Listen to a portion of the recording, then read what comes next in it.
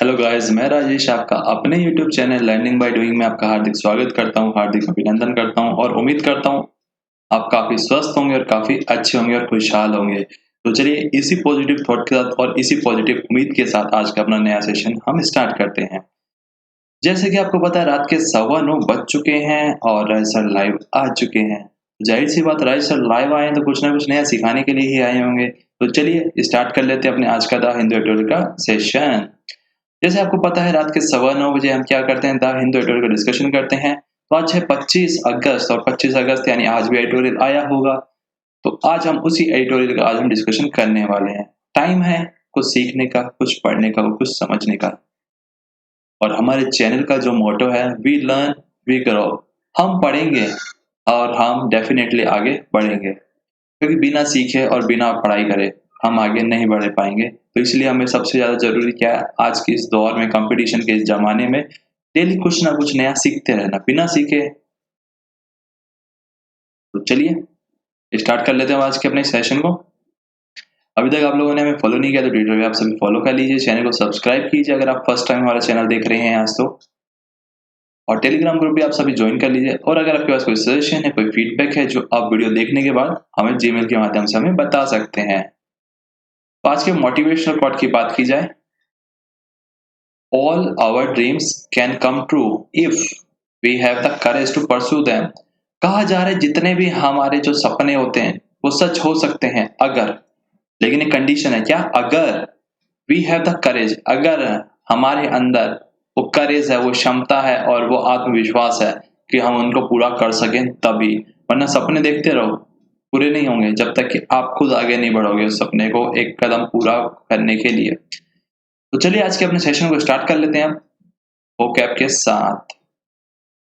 तो आज की पहली वोकैब है बैक एंड फोर्थ, मतलब आगे पीछे, यानी आगे भी बढ़ना और पीछे भी, आगे पीछे।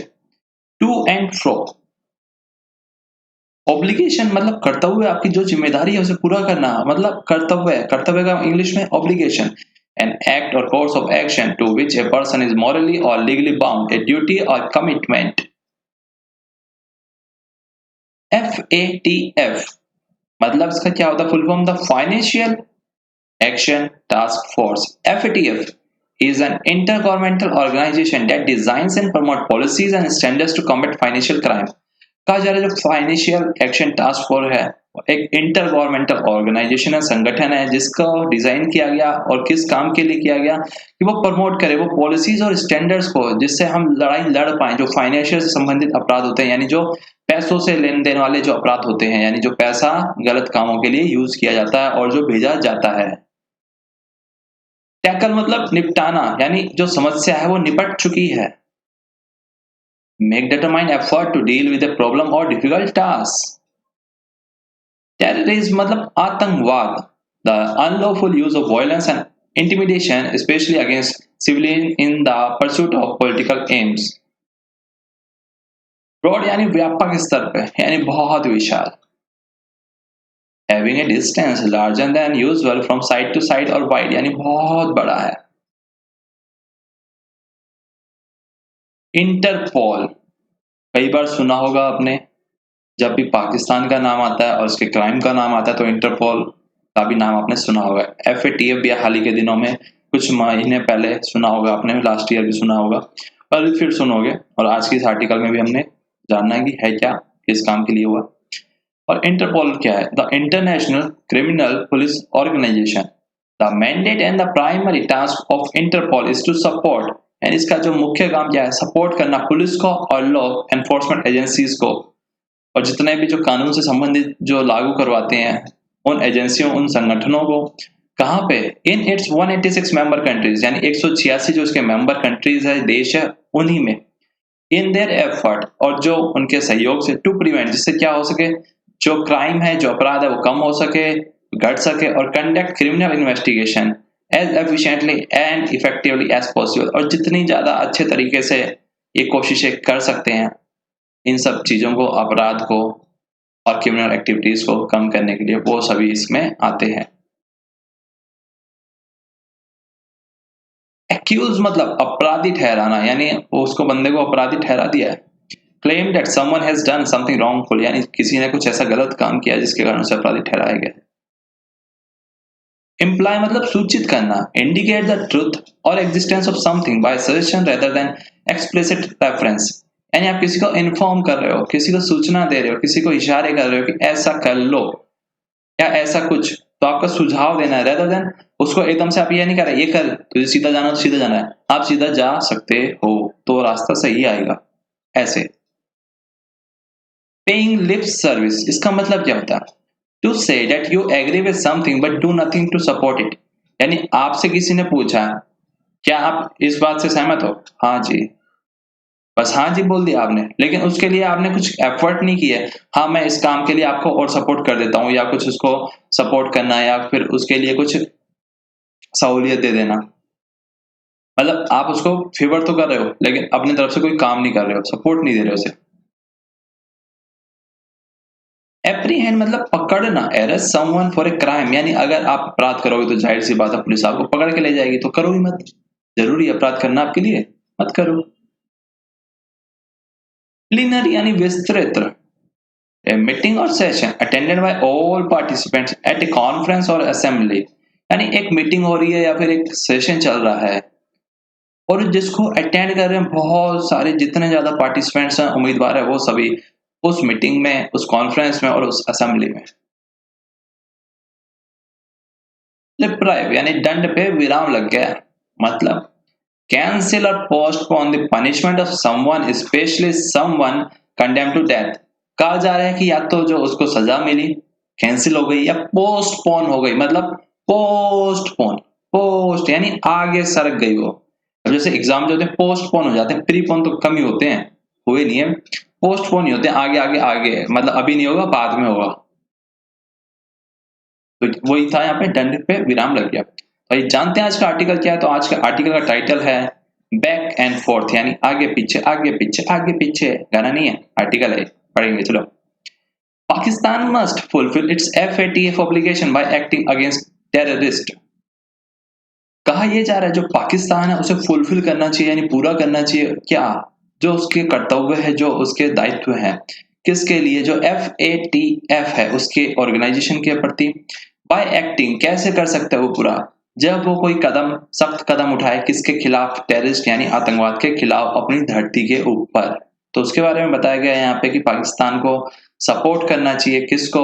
FATF के प्रति जो उसकी जिम्मेदारियां हैं उसको कैसे कर सकता है वो सपोर्ट, और क्या उसकी जिम्मेदारियां हैं? तो वो बताया गया कि उसकी जिम्मेदारी है अपनी धरती पे, यानी उसके घर में जितने भी आतंकवाद है उनको खत्म करके। Pakistan moves to tackle terrorism on its soil, यानी अब पाकिस्तान को अपने कदम आगे इस प्रकार से बढ़ाने को, किस प्रकार से निपटारा कर सकता है, किस चीजों का, यानी टेररिज्म आतंकवाद का अपनी धरती के ऊपर, अपनी मिट्टी के ऊपर, पर्टिकुलरली खास तौर पे क्रॉस बॉर्डर टेररिज्म, खास तौर पे जो सीमा के पार आने जाने वाले आतंकवाद है उसको हैव ओपन, और खास तौर पे जो लगभग डिस्क्राइब किया गया एज वन स्टेप फॉरवर्ड, यानी एक कदम आगे की ओर, एंड वन स्टेप बैक यानी एक कदम पीछे की ओर। व्हेन और जब बात की जाती है कम्स टू ब्रॉडर सपोर्ट, यानी विशाल स्तर पे सपोर्ट की, सहयोग की, जो टेरर ग्रुप यानी जो आतंकवाद के ग्रुप है, have enjoy with in the country, और वो एंजॉय करते हैं यानी एकदम मजे करते हैं उस कंट्री में, यानी पाकिस्तान के अंदर। Thus, it would come as little surprise that within the days of issuing a statutory regulatory order, और ये अब देखने के लिए एकदम आश्चर्य वाली बात है क्या, केवल कुछ ही दिनों में, क्या हुआ कुछ ही दिनों में, जब इशू किया गया स्टैट्यूटरी रेगुलेटरी ऑर्डर SRO, जिसमें लिस्ट किया गया था that included Dawood Ibrahim, the LeT's Zaki ur Rehman Lakhvi and about 85 other designated terrorist, और खास तौर पे बताया गया 85 और ऐसे ही खूनखार और खतरनाक आतंकवादी, जिसको लिस्ट किया गया SRO की लिस्टिंग में। डायरेक्टिंग ऑफिसर्स, और जो ऑफिसर्स थे उनको ऑर्डर दिए गए टू इंप्लीमेंट करो क्या, UNSC की जो कमेटी हुई है उसके रेजोल्यूशन को अगेंस्ट देम, यानी जो उनके वहां पे जो निकाला गया निष्कर्ष है, जो वहां से जो हमें ऑर्डर मिले उसे फॉलो करो, किनके? इन 85 के खिलाफ में। पाकिस्तान फॉरेन अफेयर मिनिस्ट्री, जो पाकिस्तान की यानी विदेश मंत्रालय है, उसने डिनाई कर दिया, मना कर दिया that the listing was new, कि ये लिस्ट नई है। ये उनका मानना है कि लिस्ट पुरानी वाली ही है, नई नहीं है ये। द लिस्टिंग हेड, और जो लिस्ट है यूएनएससी एंड इंटरपोल इंफॉर्मेशन, यानी जो यूएनएससी और इंटरपोल की जो इंफॉर्मेशन है ऑन एटलीस्ट कम से कम 5 पाकिस्तान पासपोर्ट के लिए है और 3 कराची के एड्रेस है, जो बिलोंग करते हैं किसके लिए, दाऊद के, यानी जो दाऊद के पास 5 पासपोर्ट हो सकते हैं और 3 कराची में घर है उसके। द फॉर्मर अंडरवर्ल्ड डॉन, जो क्या है, दाऊद अंडरवर्ल्ड का डॉन है, and accuse mastermind of Mumbai 1993 blast, और जो अपराधी है, मास्टरमाइंड है, यानी कर्तम धर्ता वही है, किसका, जो 1993 में ब्लास्ट हुए थे, यानी जो धमाके किए गए थे, कहां पे, मुंबई में, यानी भारत में। हाउएवर, हालांकि the ministry of foreign affairs, यानी जो विदेश मंत्रालय है, सेस, वो बोलता है, क्या बोलता है, दैट द एसआरओ यानी statutory regulatory order didn't comply in admission, वो कंप्लाई यानी वो इम्प्लाई यानी ये संकेत नहीं करते हैं कि वो यहाँ पे है, दैट ही लिव्स देयर, कि वो पाकिस्तान में रहता है, ऐसा नहीं बताते हैं। ये ऐसा कहना किसका, पाकिस्तान के विदेश मंत्रालय का। इंस्टेड वो कहते हैं बावजूद इसके, इट आर्गूज, कि वो आर्गू करते हैं यानी वार्तालाप करते हैं, तो तुम है मैं वाली। The move was a routine one, कि ये तो हमारा एकदम नॉर्मल काम है, ये तो हम ऐसे ही काम करते हैं आतंकवादियों के खिलाफ, as part of a Pakistan international commitment. और ये एक पार्ट है किस चीज का, कि पाकिस्तान का इंटरनेशनल के कमिटमेंट, यानी जो उसने अपने वचन से, मतलब कि जो वादा किया है उसको निभाने के लिए, तो रूटीन काम है, वो तो ऐसा करता ही रहता है, यानी वो तो चाहता ही नहीं जैसे आतंकवाद उसकी धरती पे हो, एकदम शरीक बन जाता है पाकिस्तान तो भैया। अकॉर्डिंगली, और इसी के अनुसार, Pakistan is required to align its domestic terror listing, कि अब पाकिस्तान है उसको क्या जरूरत है, उसके जो डोमेस्टिक यानी उसके जो घरेलू आतंकवाद है उनकी लिस्ट बनाना, with those issued by the UNSC, ISI and Al Qaeda sanction committee, साथ ही साथ उनको भी इशू करना, जैसे आईएसआई है और अल कायदा की जो सैंक्शन कमेटी है, जिसको अंडर यूएनएससी रेजोल्यूशन 1266 1989 और 2253, ये जो उसका नंबर होगा, रेजुलेशन का नंबर है, 10 बार, और अभी तक डोमेस्टिक लिस्टिंग यानी जो घरेलू वाली यानी जो उसके घर की जो लिस्ट है वही नहीं बन रही है, मेंटेन जो बनाई गई under the country anti terrorism यानी आतंकवाद रोधी कानून के तहत by the national counter terrorism authority NACTA के द्वारा, हैड नॉट इंक्लूडेड, और उसने इंक्लूड नहीं किया किसको, आइदर दाऊद, ना तो दाऊद को हो सकता है, और या फिर लखवी को, हु वाज ट्राइड, और जिसको कोशिश करी उसने, क्या, ब्रीफली यानी संक्षेप में, फॉर द 26/11 अटैक्स, यानी जो 26 नवंबर में जो यहाँ पे भारत में हमले हुए थे, धमाके हुए थे, उसके लिए, बट वाज ग्रांटेड बेल इन 2014, लेकिन उसे क्या है, जमानत मिल गई 2014 में, मतलब समझ रहे हो, आतंकवादी को जमानत मिल जाती है। इन कंट्रास्ट, और अगर हम फोकस तौर पे देखा जाए, जो एलईटी का चीफ है हाफिज सईद, और जेईएम का जो चीफ है Masood Azhar, who was designated by the UNSC in May 19, और उनको घोषित किया था क्या, यूएनएससी ने मई 2019 में, have been added to the domestic NACTA list, और उनको भी अब क्या है, ऐड कर लिया गया है एनएसीटीए लिस्ट, यानी नेशनल काउंटर टेररिज्म अथॉरिटी वाली लिस्ट में। द एमएफए ऑल्सो क्लेम्स, लेकिन जो वहां का विदेश मंत्रालय कहाँ का, पाकिस्तान का, वो फिर से दावा करता है that the listing that included, और जो लिस्ट बनाई गई है यानी जो सूची बनाई गई है दाऊद की, उसमें शामिल है, and Lakhvi had been issued earlier, कि ये तो भैया पहले से ही बनाई गई थी और हमने इनको दोनों को पहले ही शामिल कर लिया था, ऐसा नहीं है हमने आज डर के मारी किया है, हम तो पहले से ही, मतलब समझ रहे हो ना।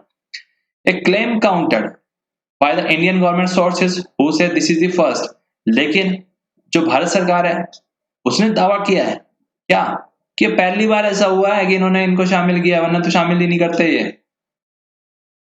द कंफ्यूजन, और अभी तक क्या है, कंफ्यूजन है, यानी भ्रम की स्थिति है, किसके ऊपर, ओवर द एसआरओ के ऊपर, एंड पाकिस्तान डिस्क्लेमर, और जो पाकिस्तान जिन बातों को मना कर रहा है उन पे, give credence to the belief, और जो वो साफ साफ कह रहा है कि भरोसा, किस भरोसे के बारे में, that its government lacks a seriousness of purpose when it comes to its action against all terrorists, कि ऐसा भरोसा है उसकी जो गवर्नमेंट है लैक मतलब होता है कमी, किस चीज की सीरियसनेस यानी गंभीरता की कमी है। उस उद्देश्य को पूरा करने के लिए जब बात आती है एक्शन लेने की यानी कार्रवाई करने की, किसके खिलाफ? आतंकवाद के खिलाफ। इफ अगर देखा जाए इन फैक्ट, सॉरी, अगर तथ्यों की बात की जाए, the SRO had name these terrorist in the past order, कि SRO ने इन नामों को अपने जो पुराना उसने आदेश दिया था उसके अंदर शामिल किया। Then why has it failed to add them to its domestic listing, कि जब SRO ने अपने आदेश में इन आतंकवादियों को शामिल कर चुका है वो, कि आतंकवादी है वहां पे, तो पाकिस्तान क्यों फेल हो रहा है? जो अपनी घरेलू आतंकवाद की जब सिचुएशन आता है तो उसमें क्यों नहीं शामिल कर रहा? क्वेश्चन ये उठता है यहाँ पे। इफ और अगर इट हैज इंक्लूडेड, और अगर उसने शामिल कर लिया किसको? दाऊद के एड्रेस को, and passport on its own SRO, और उसके खुद के जो SRO है घर का, directing officers to ensure everyone on the list doesn't have access to funding, तो उसको डायरेक्ट करना चाहिए ऑफिसर को, यानी आदेश देने चाहिए कि वो एंश्योर करे, कि आश्वस्त हो जाए वो हर कोई, कि जितने भी लिस्ट है उनके पास एक्सेस ना हो पैसों का, यानी उनके पास पैसे ना मिले कहीं से आर्म्स और ट्रेवल, और ना ही उनको कहीं से हथियार मिले, और ना ही वो कहीं से घूम फिर पाए। Then for the foreign ministry to say it is paving lip service to the FATF directives, it is a matter of concern. Foreign ministry का ऐसा कहना, ऐसा लगता है कि वो उनकी जो बातें हैं जो आतंकवाद वाली, उनको वो मानता है लेकिन उनको सपोर्ट नहीं कर रहा। यहाँ पे ऐसा मतलब नहीं है, इसका मतलब ये जो FATF है, जो ऑर्गेनाइजेशन है जो आतंकवाद के लिए जो फंडिंग करती है, जो उस क्राइम को जो रोकने के लिए, उसकी बातों को तो वो कहता है क्या पूरा करोगे? हाँ करेंगे, लेकिन उसको करने के लिए कोई काम नहीं करता, वो उसको सपोर्ट नहीं करता। यानी वो किसको सपोर्ट करता है? वो आतंकवाद को सपोर्ट कर रहा है। ये सबसे बड़ा यहाँ पे बताया गया एक चिंता का विषय है। फाइनली और अंत में, रिगार्डलेस ऑफ विच लिस्ट, अगर सब बातें छोड़ दी जाए कि कौन सी list, Pakistan places any of the terrorist name, Pakistan ने एनी टेररिस्ट का कोई नाम लिया आज तक? And when it did so, और कब उसने ऐसा किया? The question is what has Pakistan done, लेकिन सवाल ये उठता है कि पाकिस्तान ने क्या किया? इन्वेस्टिगेशन क्या प्रोसिक्यूट किए, क्या उसने अपनी कार्रवाई की, और क्या गिरफ्तारियां की, और क्या किसको पकड़ पकड़ के उसने जेल में डाला, और क्या कठोर कार्रवाई की, और किन के ऊपर केसेस चलाए? सवाल ये उठता है यहाँ पे कि इन्वेस्टिगेट उसने क्या कार्रवाई की, क्या प्रोसिक्यूट किया, क्या एप्रीहेंड, क्या पकड़ा उसने? क्वेश्चन ये है यहाँ पे। इन अक्टूबर, और अक्टूबर में इस साल, पाकिस्तान इज एक्सपेक्टेड, पाकिस्तान को ऐसी संभावना है टू फेस, कि उससे सामना करना पड़ेगा किन चीजों का? Some of these question at the FATF preliminary session, कि ये जो FATF की ये जो एकदम विशाल जो मीटिंग होने वाली है, जो सेशन होने वाला है, उसके अंदर ऐसे सवालों का उसे सामना करना पड़ सकता है। Which will decide if it's action merit A plenary session, और उसका जो मीटिंग के अंदर जो उसके जवाब होंगे वो सेशन डिसाइड करेगा कि क्या जो उसके द्वारा एक्शन लिए गए वो ठीक है या नहीं।